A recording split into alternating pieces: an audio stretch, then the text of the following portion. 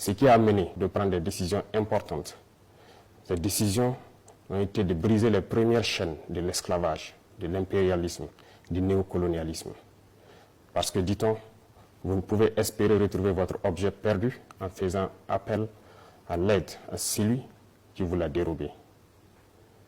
2023 a été une année où beaucoup d'initiatives ont vu le jour.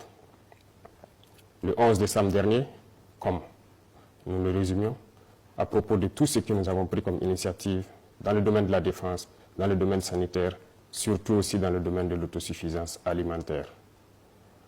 Beaucoup d'initiatives de développement, d'industrialisation ont été lancées.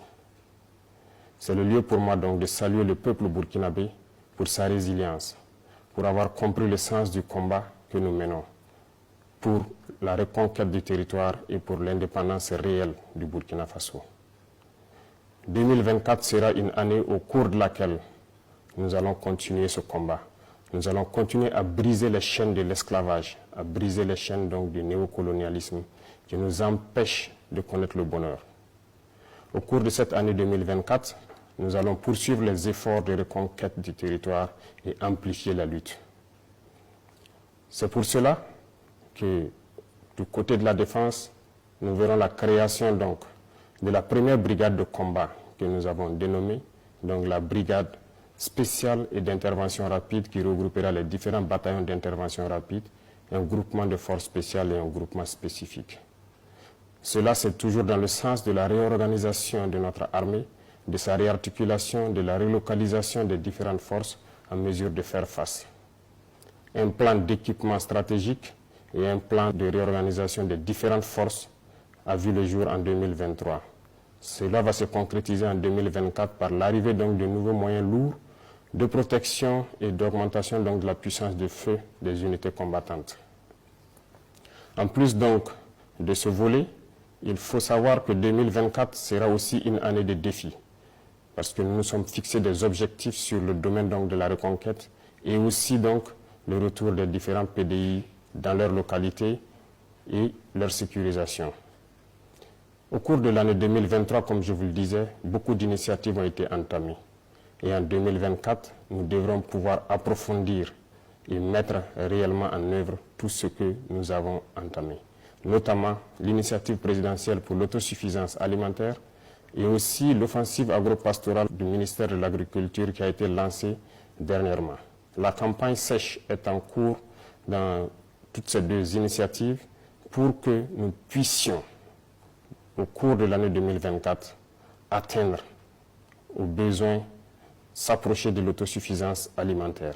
C'est un défi pour nous et j'invite donc le peuple burkinabé à s'approprier ces initiatives et à pouvoir se lancer partout où vous êtes pour que l'État puisse aussi vous accompagner et que nous puissions relever ces défis-là.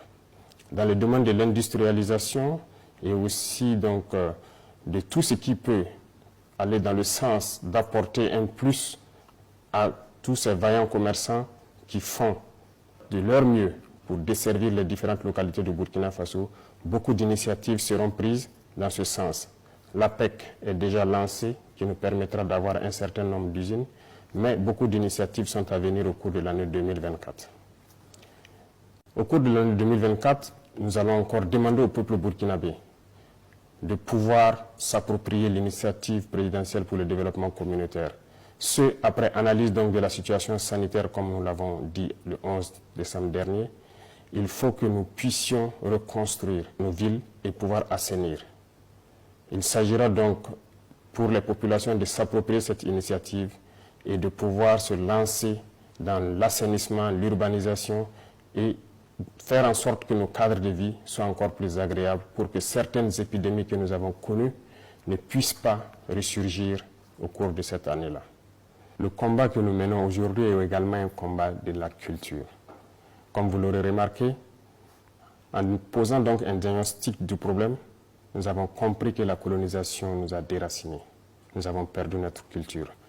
Notre belle culture qui nous enseigne la paix, la solidarité, l'entraide. Nous avons perdu ces valeurs. Voilà pourquoi nous tenons à ce que la culture occupe une place importante donc, dans notre combat. C'est ce qui a amené donc à aujourd'hui officialiser nos langues nationales et aussi à créer le Conseil de communauté à travers donc ce projet de loi qui vient d'être adopté donc à l'Assemblée. Ceci doit nous amener à revenir à nos racines, à nos traditions, à nos cultures, pour pouvoir faire ressurgir ces valeurs de solidarité qui nous manquent beaucoup, ces valeurs de paix, de tolérance et d'entraide. Sur le volet de la corruption, il faut dire que l'année 2023 a été une année où ce phénomène a perduré. Pour 2024, nous comptons donc lancer la machine de la lutte contre la corruption. C'est le lieu donc pour moi d'inviter toutes ces institutions et structures qui œuvrent donc dans la lutte contre la corruption à redoubler d'efforts pour qu'à jamais nous puissions bannir ce phénomène de notre société. Camarades, nous restons convaincus de notre trajectoire, de la lignée que nous avons adoptée. Il n'y a pas meilleur que cet itinéraire que nous avons emprunté pour notre liberté, pour notre souveraineté et pour que le Burkina puisse prospérer. Nous sommes convaincus et avec le peuple burkinabé, nous sommes rassurés plus que jamais que le combat que nous menons est noble pour le Burkina Faso, pour l'AES et pour l'Afrique tout entière. Nous allons vous souhaiter une très bonne année 2024, une année pleine de santé, une année de combativité, une année au cours de laquelle donc tous les Burkinabés vont pouvoir cultiver l'amour entre eux, une année au cours de laquelle nous souhaitons que les Burkinabés puissent faire fi des différends qu'ils ont connus et pouvoir donc regarder ensemble vers l'avenir. Une année de bonheur, une année au cours de laquelle les espoirs des uns et des autres donc vont se voir accomplis. Nous ne pourrons terminer sans remercier le peuple burkinabé qui a compris le sens de la lutte et qui se bat jour et nuit dans la veille citoyenne pour protéger cette transition. Parce que, dit-on, l'ennemi n'a pas encore rangé sa hache de guerre, que ce soit de l'intérieur ou de l'extérieur, l'impérialisme est toujours en activité.